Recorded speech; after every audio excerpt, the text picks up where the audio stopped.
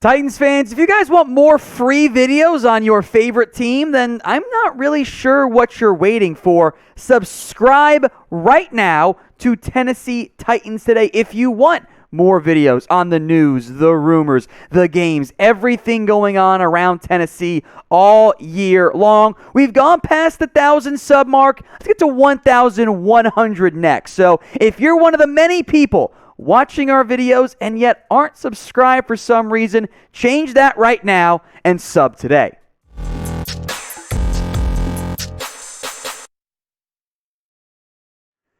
I am Tom Downey, and I've got some news and rumors for you guys to discuss and dive into around the Tennessee Titans. We'll begin with the newsy side. Josh Reynolds, he gone. Reynolds has asked for and was granted his release by Tennessee. Now, he had signed a one-year, $1.75 million deal in the offseason, and the hope from myself, and I know many of you, was that he would play a big-time role. You know, you lose Corey Davis, you don't actually draft anybody, but Reynolds comes in. He could be receiver two, then Julio Jones trade happens, and Reynolds actually quickly falls down the depth chart. In total in Tennessee, he had just 10 catches for 90 yards. That was it. He was frequently a healthy scratch. Only played, I believe, in 5 of the 9 games for Tennessee. Chester Rogers, Nick Westbrook-Akini, Marcus Johnson, even Racey McMath to an extent were all above, in the end, Josh Reynolds. And got practice squad guys as well. So Reynolds wants out. He gets his release, and we'll see if he goes somewhere else for his next stop in his NFL career. So what is your one-word reaction to Tennessee granting the release and cutting Josh Reynolds? Head down to the comment section, speak up, and let me know. My own one-word reaction here, bye. All right, didn't work out. You know, you didn't pay him that much. New team can pay him $500,000 if they want. I don't really think that's going to be the case there. Didn't work out. Didn't pay him much. Oh, well. Move on if you're Tennessee. Besides, Julio Jones is way, way better. Now, I saw some speculation of, will they cut Josh Reynolds? Could the Titans go make a move for Odell Beckham Jr.? I would be shook very, very deeply to my core if Tennessee actually went out and had any interest in adding OBJ. Yes, he wants to go to a postseason contender. Multiple reports saying the Titans are not in the mix at all to go get him, which I frankly completely agree with. I think that's the right call, but we're a show for the people. So I want you guys to let me know what you're thinking here. This is the pinned comment on today's YouTube video, meaning if you get that ad break here, head down and type your responses. Would you sign Odell Beckham? OBJ for yes or no BJ for no?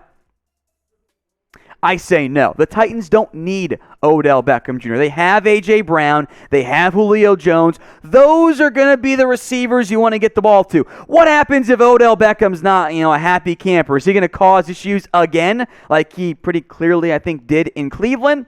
If the Titans maybe had put Julio Jones like on IR, if they didn't have Julio Jones, different conversation, I'd be all in. You got AJ, you got Julio. You don't need a not nearly prime Odell Beckham anymore. Really, the bigger concern for Tennessee is at the running back position, where things are interesting. Here was the snap count for Week 9 against the Rams. Jeremy McNichols had 26 snaps. Adrian Peterson had 19 snaps. And Deonta Foreman had 12. Despite that, though, the carries were flipped altogether. Foreman only had 5, McNichols 7, Peterson 10, and yet Foreman, McNichols, Peterson actually went in reverse order of the yards. Deonta Foreman was the more impressive, more reliable, more consistent runner. Now, Peterson did have the rushing touchdown, but, make no mistake, 10 carries, 21 yards. In his first game is not really what they're searching for. So I'm very curious how things move going forward in Tennessee as it relates to who becomes the lead back for that franchise with Derrick Henry out. I want you guys to get your predictions in. Who should be RB1 for this team? Type P for Adrian Peterson. Type F for Deonta Foreman, who I thought played pretty damn well. Or type in M for Jeremy McNichols. I don't think any wrong answers here, so I'm very curious what you guys have to say down there in the comments section. Now, if you're a gambling man like myself, maybe you bet on Tennessee to upset the Rams. I like them at the spread. They won outright in the end. 125% deposit bonus when you go to chatsports.com/bet and you use promo code CHAT125. You can bet on or against Tennessee. They're a 3-point favorite this week against the Saints, which seems slight to me. That's a potential trap line. You would figure more than 3 for Tennessee, given the Saints are, I don't think, that great without Jameis Winston. It's an interesting line there. So maybe a hammer, Tennessee -3. If you want to bet on the game, do it with BetUS. Chatsports.com/bet. Just make sure you use promo code CHAT125 when you put down at least $100. That way, you get the awesome deposit bonus. Now, speaking of awesome, that was Jeffery Simmons. He absolutely dominated the LA Rams last week. I am of the mindset the breakout is absolutely here. The arrival of Simmons as one of the premier young defensive tackles I thought was there on film last year. Now it's starting to show up in the stats, and that's how you know that the third-year pro is taking that big-time step forward. I don't think there's a very long list, if any names, frankly, of better young defensive tackles in the first year of their, or first contract, I should say. Against the Rams, Simmons had 6 tackles, 3 tackles for loss, 3 sacks, 4 quarterback hits. His best game ever in what is already his best season ever. Jeffery Simmons has set career highs in tackles for loss, in sacks with 7 and 5.5 respectively, and we're roughly halfway through the season. This could be, folks, a double-digit sack year out of Simmons. Not that common for a defensive tackle.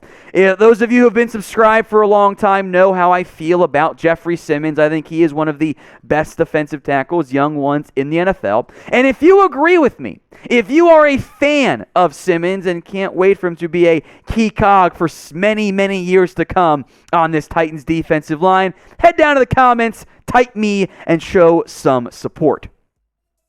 More good news. Another guy that I'm a big fan of, Kristian Fulton, who I was higher on than most in the NFL draft process. I was surprised he fell to where he did late round 2. He is now set to return, at least in the near future, for Tennessee. He has been designated to return from IR.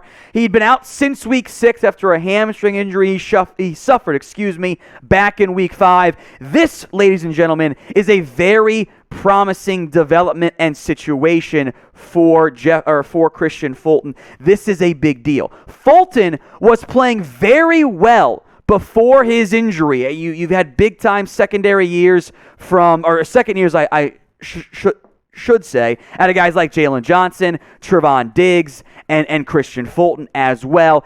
Diggs' production had been up there with some of the better younger corners in the NFL. Getting him back and healthy, as solidly as Chris Jackson has played, is a big deal for Tennessee.